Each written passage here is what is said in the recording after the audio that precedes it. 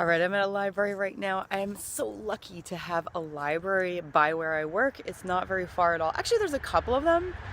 Train. There's a couple of libraries by where I work, but this one is really close, and you know, it works. It works. It's nice and quiet. There's actually one by where I live that is kind of loud. So I like this one. It's nice.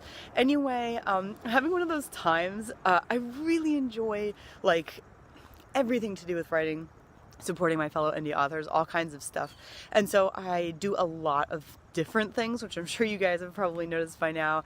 And I tend to bite off more than I can chew, which I both enjoy because it means I'm doing a lot of stuff, but at the same time, sometimes I'm like, oh my God, how will I do it all? So I'm having like one of those times and one of those moments. But anyway, I'm just gonna do the best I can with it. That's all we can do. And I make like a lot of lists, so that should help. Actually, I want to show you my top lists, like knock lists, if you know what I'm talking about. Maybe I'll show you when I get home so that this will be in context. But anyway, it is a beautiful fall day. It's gorgeous. And I'm about to go into the library and work on the Dark Victoriana collection. Why am I working on that instead of Greed or even this other unnamed work in progress? Because I listened to Brahms, which you heard just a moment before, and got me all excited about the Dark Victoriana collection, which I'm always excited about. I am always that's my number one thing that I love to write. So like if I listen to something that inspires me for that, like I'm all about it and I can't even let go. So now I'm going to go in there, I'm going to work on that next book.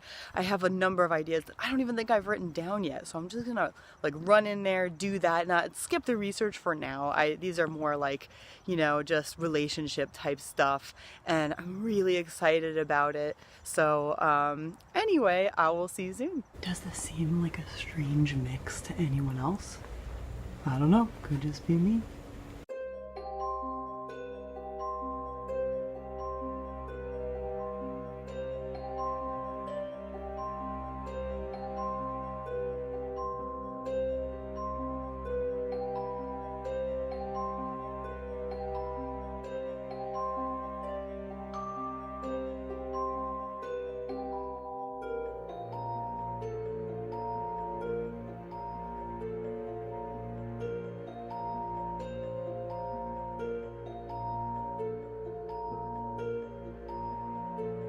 Alright, I just finished my writing session, and as usual, it was something I definitely didn't expect, and I wasn't really planning on writing that, but we'll see if it sticks. Sometimes these things just help me figure out what I don't want to do, and what will work and what won't work. So that is fine with me. I mean, sometimes you just need to write it to find out what the deal actually is, but I did okay with that, and I'm happy with my writing. And I have to check in one more time because I realized what is going on here.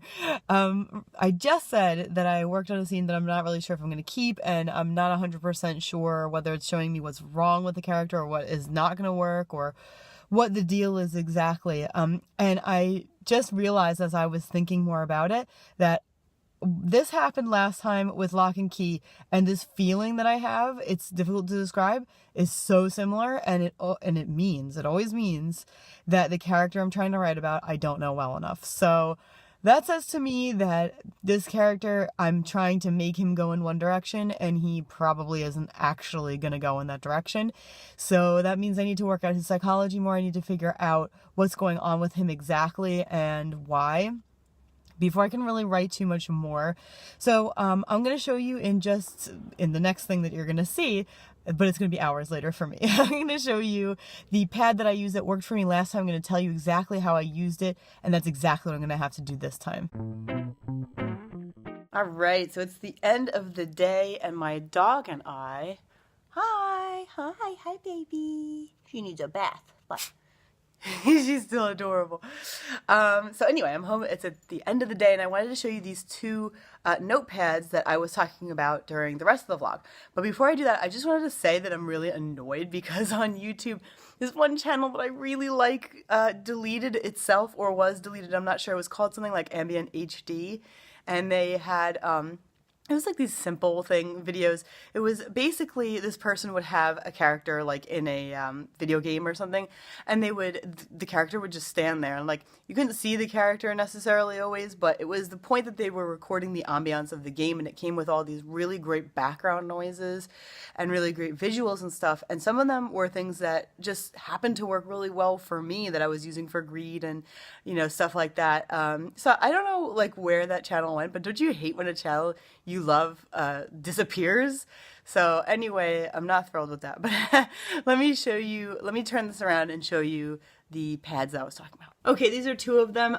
These are my two favorites. I don't think I have other ones, but these are the ones I use the most. So self-therapy is the most useful if you're writing psychological fiction.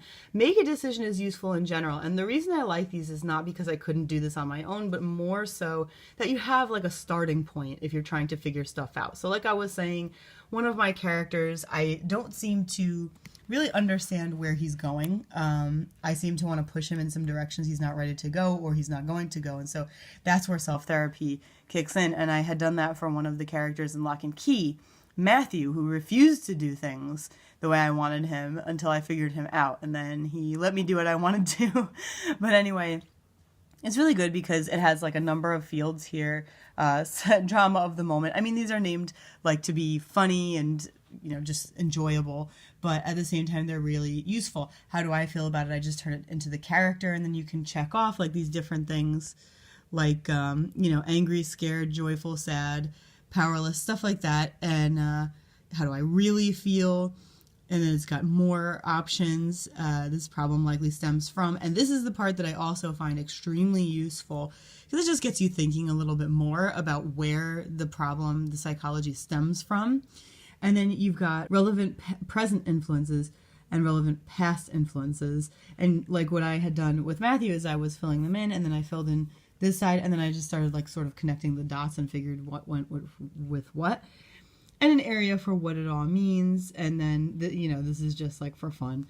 But I found it extremely useful because it was just a way that I could have some options instead of doing it freeform, which can sometimes be intimidating or difficult. Jumping off point helps a lot, and then I go into freeform. And then this one is called Make a Decision.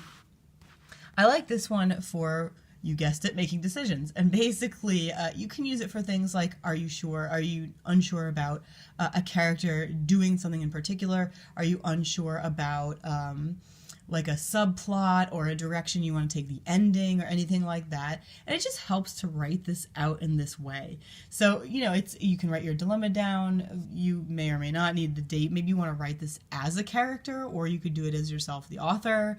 How important is this? What level of indecisiveness do you have? Again, these are made to be fun, but I use them seriously. Best case scenario and worst case scenario, I find really, really useful because it's just these little details that you wouldn't always necessarily think about if you were doing it on your own, if you were just trying to write things out or think things through. So if you're thinking, all right, well, what's the best case scenario if I do this subplot? What could happen that could be great? And then, well, what could go really, really wrong? So it's essentially pros and cons. Then you have like gut feelings, pluses and minuses, and then what kind of conclusions you're coming to and what decision you decide to make. So this is also, in my opinion, a really good way that if you're not sure about something, you can, if you kept track of it, you can certainly go back to it at some point and be like, when did I make the decision? What decision did I make? If you forget, like if you take a big break from your work or something like that. So I find these both to be really useful as a really good jumping off point. And I think I may have talked about this one at some point, like in my very first year of NaNoWriMo, but now I've had the chance to really use it and really get into it, and it made the biggest difference for me. So that's it for me for now. I hope you guys are having a great NaNoWriMo. I did do some writing today, and I really enjoyed it. I don't know how many words that is, and I don't know if I'm going to have time to type it up. But maybe I'll say like about 500 or something. I don't know. I'll just take a guess. I usually underestimate how much I've written.